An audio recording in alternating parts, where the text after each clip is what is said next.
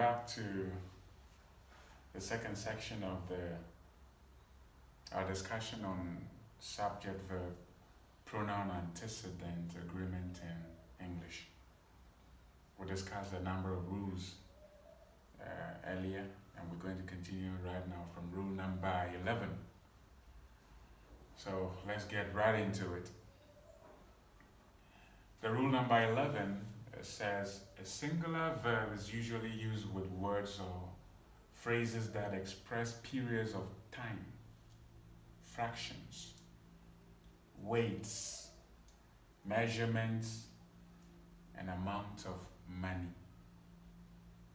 Take note, a singular verb is usually used with words or phrases that express periods of time, fractions, weights, measurement, and amount of money.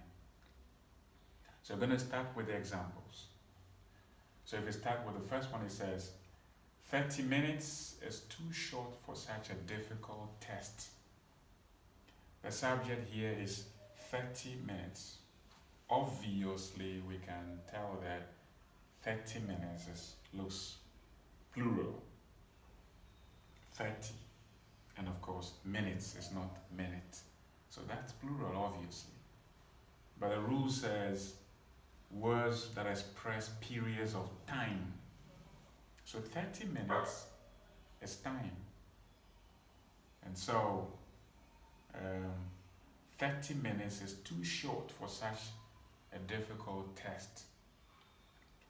30 minutes is too short for such a difficult test because 30 minutes describes period of time. Then 365 and a quarter days makes 1 year. 365 and a quarter days makes 1 year. Another time, even though we have 300, that's a big number, isn't it? Plus 65, that's not all, plus a quarter. But, and of course, days.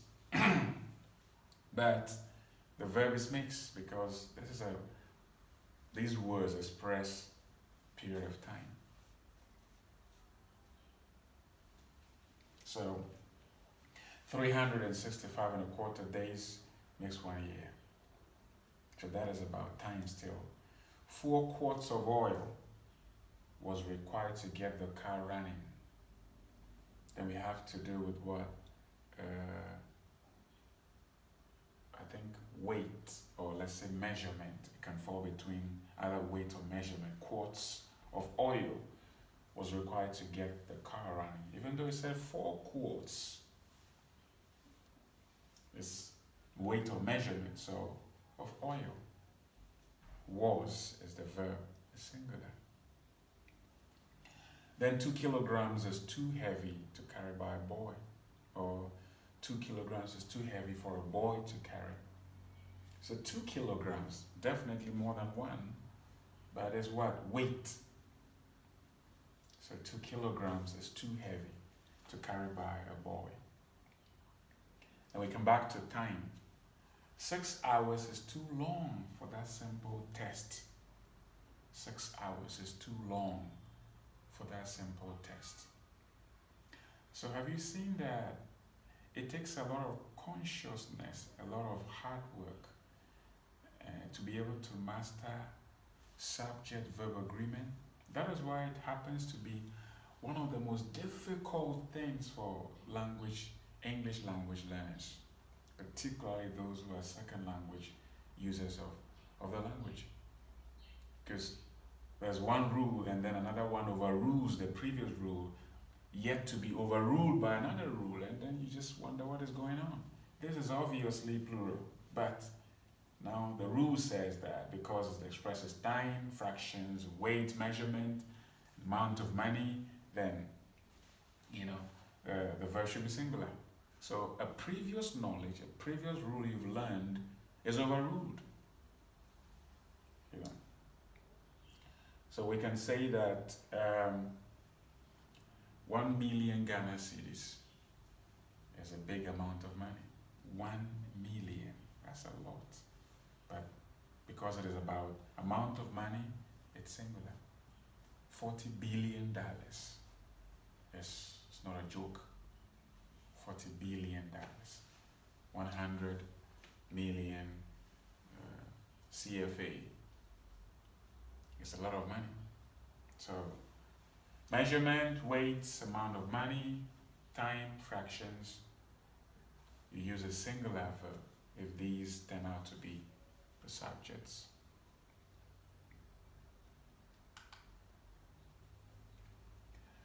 Rule number 12. If the subjects are both plural and are connected by the words or, no, neither, nor, either, or, and not only but also the verb is plural.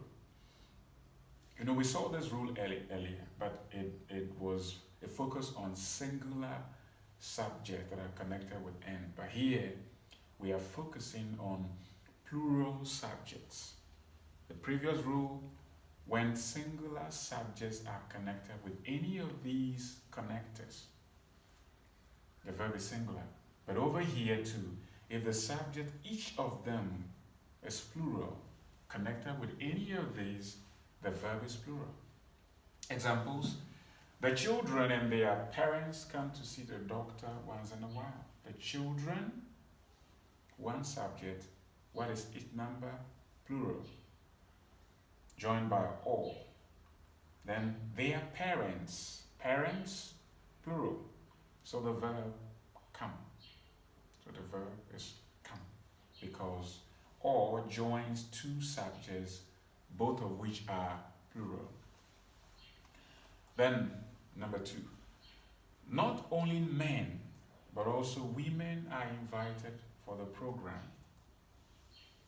Not only men, but also women are invited. So, but also is joining men, plural.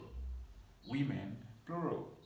And the rule says that if that happens, the verb must be plural. So the verb over here is plural.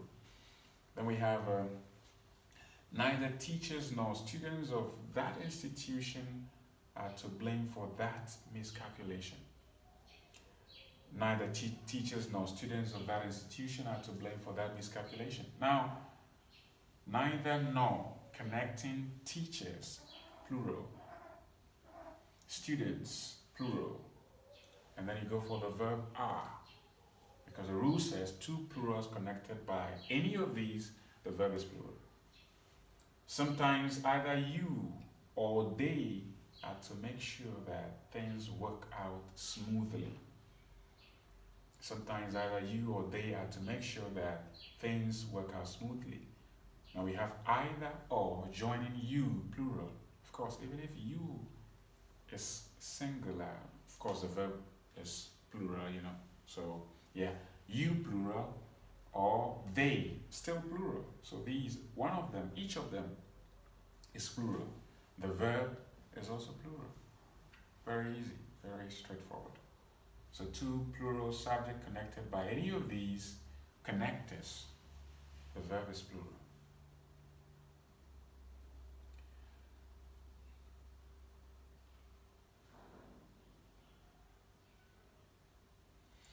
Okay, from 12, of course, we go to number 13.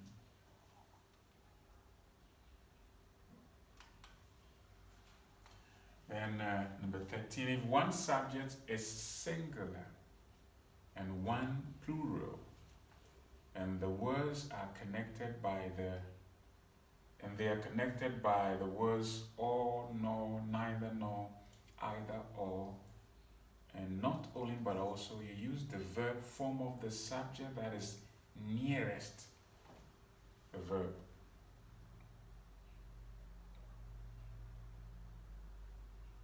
So if one subject is singular and another is plural, you'll be wondering, wow, and they are connected with any of these things we've just looked at. If one is singular, one is plural, which one would the verb agree with? Is it going to go for the singular one or the plural one? There's a confusion. And the confusion is clear that the verb will agree with the subject that is closer to it. You know, kind of out of sight, out of mind type of situation. when people are around you, it's easy to talk to them. I mean, shake hands with them. Unfortunately, shaking hands is not the norm around COVID-19, but we hope things will normalize soon. We hope. So, when people are close to you, you can shake hands with them. But if they are away from you, you can't shake hands with them. Using that example, it is like the verb can shake hands with a subject that is nearer to it. It agrees with it. But it does not shake hands or agree to the verb, the subject that is far away from it. I think examples will clarify this. You have two subjects. One is singular, one is plural. Which one does the verb agree to? The answer is the verb agrees with the one that is closer to it.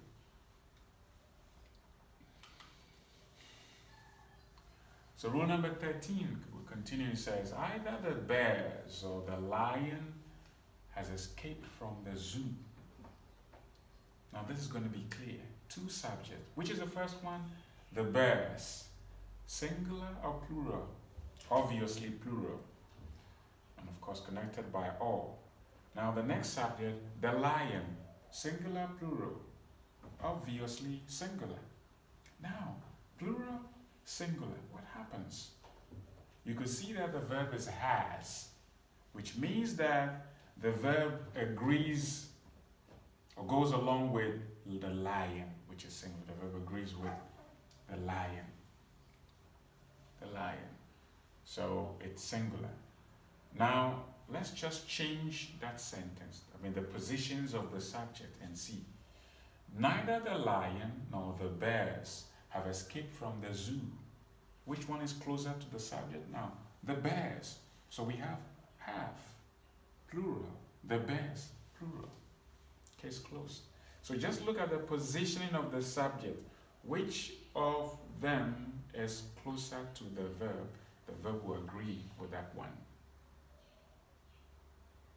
That is when you have a singular subject and a plural one joined by these pseudo conjunctions also that I'm calling in this discussion connectors. They are different from and. This one, this. So that's it. Neither the lion nor the bears have escaped from the zoo because bears is closer to the verb. It says it agrees with it. So bears have. Over here, the lion has. The two sentences mean the same thing, but grammar dictates differently. Now, Kofi or the children are coming over this afternoon. Kofi or the children. Where are the subjects? Kofi, one subject, obviously singular. The children, the other subject, clearly plural. Are coming. The reason why we have are over here is that children being plural is closer to the verb. Now you reverse the positioning of the subjects. The children or Kofi, the verb is coming over this afternoon. So just take note. Once this principle is ironed in the brain, you don't need to even think. It comes naturally. That's the beauty of it. You know the format. You keep practicing. The brain absorbs it into your system, and now you don't even think. You just say either the lion or the bears are. Either the bears or the lion is. Just comes automatically. So keep practicing this type of things.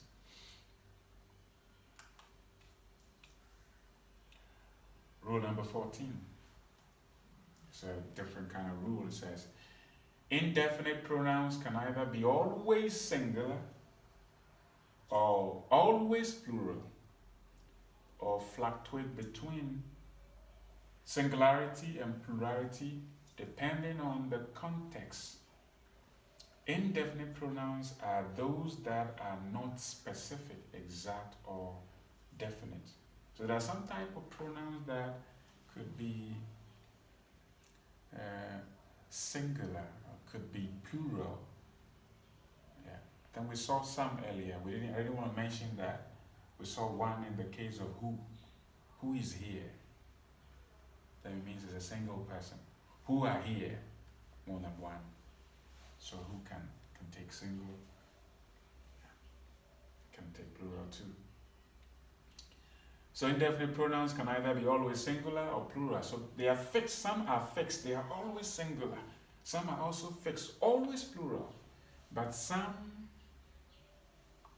could be here singular, the next moment they are plural, depending upon the context or the environment.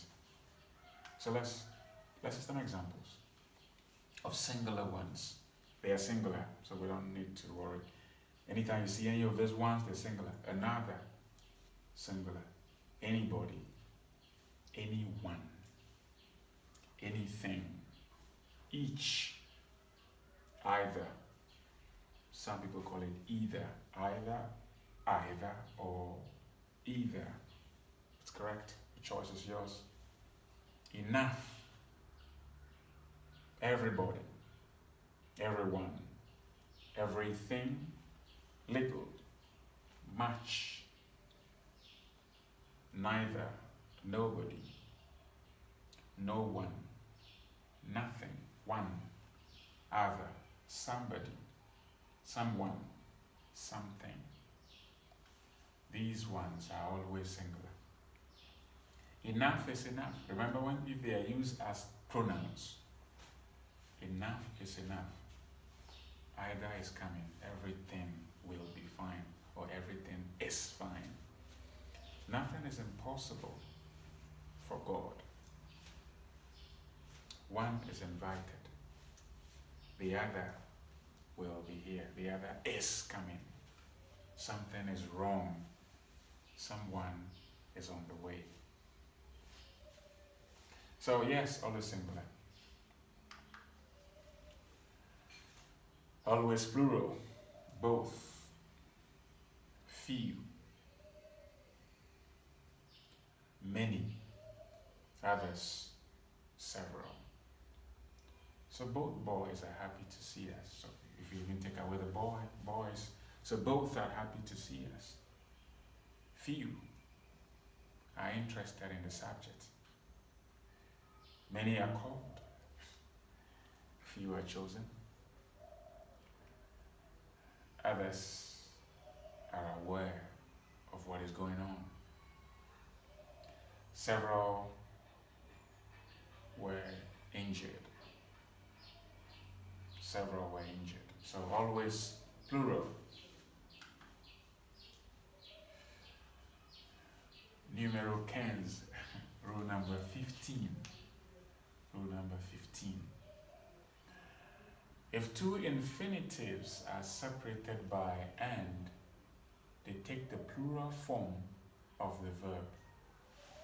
If two infinitives, if we say infinitive, we mean if the verb carries to at the beginning, like to go and to eat. So to, called infinitives.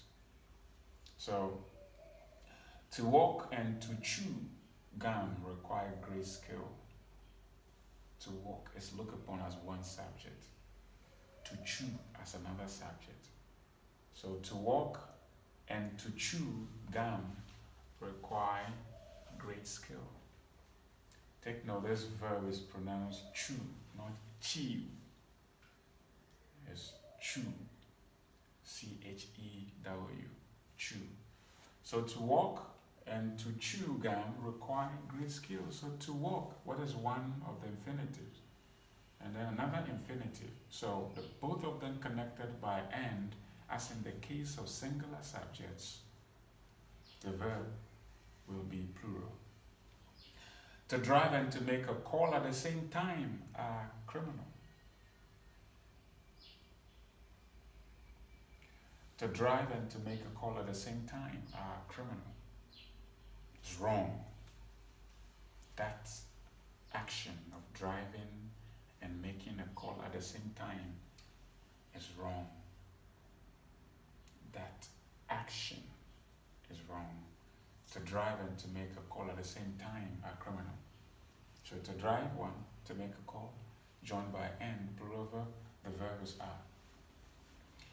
To study grammar and to learn pronunciations come with a lot of hard work. to study grammar and to learn pronunciations come with a lot of hard work. So study grammar, one, joined by and to learn pronunciation. Another one, of course, making the two subjects, there's each subject joined by this, making the two plural, the verb is come. Just to study grammar and to learn pronunciations come with a lot of hard work. And the final one, to meet and to socialize with famous people makes some people nervous. To meet and to socialize with famous people makes some people nervous. I think that is true. Sometimes when people meet people they see on television and right in front of them, they get transfixed, get confused, they don't know what to do, they become nervous. It's natural. So to meet and to socialize with famous people makes some people nervous. To meet, one. To socialize, another one, joined by and, making it plural, make, plural verb. So if two infinitives are separated by and, they take the plural form of the verb.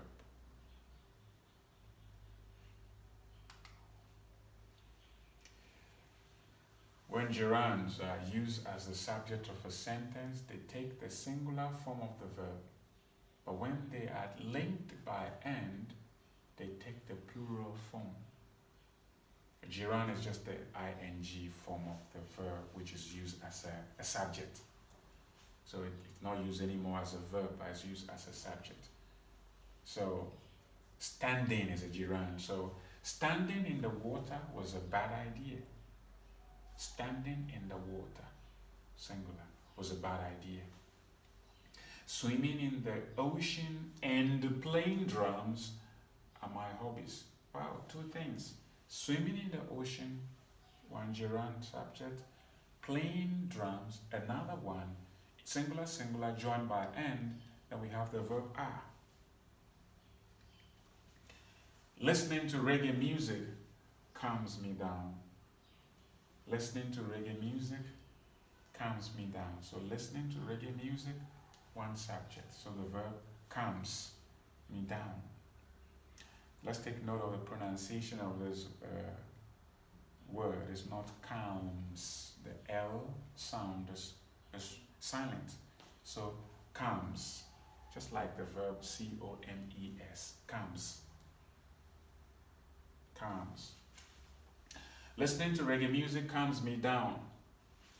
Engaging in healthy conversation and laughing with friends make me happy.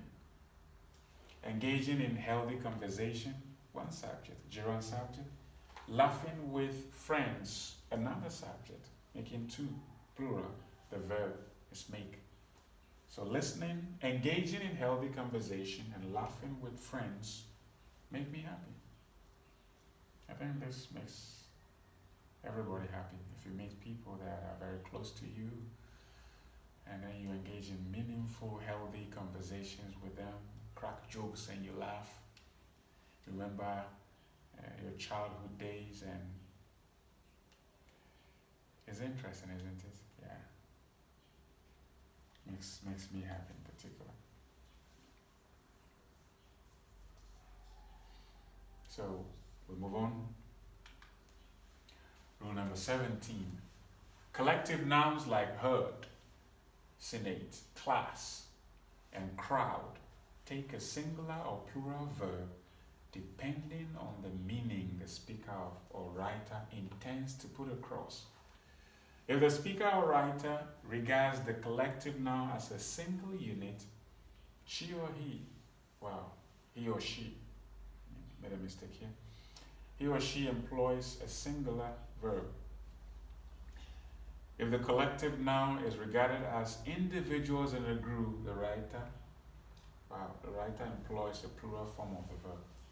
I need to make some few corrections in this note. So collective nouns, I give just a few: herd, senate, class, and crowd. This one, it wouldn't be tested as to whether which is singular, which is plural. It has to do with a person. So somebody could use herd. senate, class, crowd, and use a singular verb. Someone else could use a plural verb. If a singular verb is used, the writer or the speaker sees it as one unit. If it is used as a plural, as individuals making up a group. So yes, the choice is yours.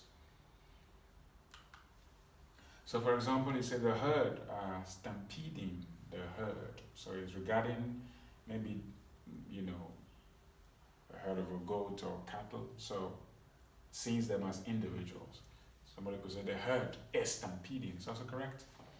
The crowd was silent and listened to the speeches attentively. Someone could use the crowd where. It's also correct because we see the crowd as comprising individuals. One person sees them as one unit. The choices, the writers. The crowd were silent and listened to the speeches attentively. The same thing. The herd is stampeding. So for collective nouns, that's why they are called collective. When you collect something together, it becomes a single unit. Someone will still look upon them as individuals in the group. And so, yeah. Rule number 18. Titles of books, movies, novels, etc. are treated as singular and take a singular verb. So I have underlined these ones to mark them as titles. For example, Great Debaters is a wonderful movie you must see. That Denzel Washington is one of the main characters in that movie. It's a beautiful movie. Great Debaters is a wonderful movie you must see. So Great Debaters looks like plural, but it's a title of a movie, so it's a singular subject. Even though by look you can see that it's debaters, but it is a singular subject because it is a title of a movie. Stir It Up is one of Marley's songs I love. Stir It Up is one of Marley's songs I love. So this is the title of a song, and so it is singular. Stir up, little darling, stir up, come on, baby. So stir it up. But if you listen to that, you hardly know he's saying stir it up. Stir up, little darling, stir up. It's been a long, long time since I've got you on my mind. Now you walk here, I say it's so clear. Let's see what we could do, baby. Just me and you, where we go stereo. It's one of the songs I very much like. So Stir It Up is one of Marley's songs I love. So title of a song, singular verb. Shakespeare's Macbeth is one tragedy that we all learn from. Macbeth is a book, one of Shakespeare's plays. It's a book. Death the Leveler is one of my favorite poems. Death the Leveler is one of my favorite poems. It's a poem I read when I was in secondary school, I think, Form 2. It's by James Shelley. The glories of our blood and state are shadows, not substantial things. There is no armor against death, it says. Death lays his icy hands on kings, scepter and crown must tumble down, and in the dust be equal made. It's an interesting poem. It just teaches that the most important and perhaps the powerful force a human will demonstrate is that of humility, because in death all of us are leveled. There's no big man or small man or short or tall man, and nobody dies less. Everybody dies as fully as possible. So Death the Leveler is one of my favorite poems. So once again, titles of books, movies, novels are treated as singular and take a singular verb.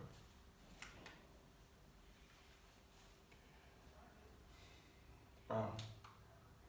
Like joke, we are just about completing the whole of this. Rule number 19 says, remember, only the subject affects the verb. And once you know that nothing else affects the verb but the subject, all you need to do is identify the subject, which could be a noun, groups of words, a pronoun or pronouns.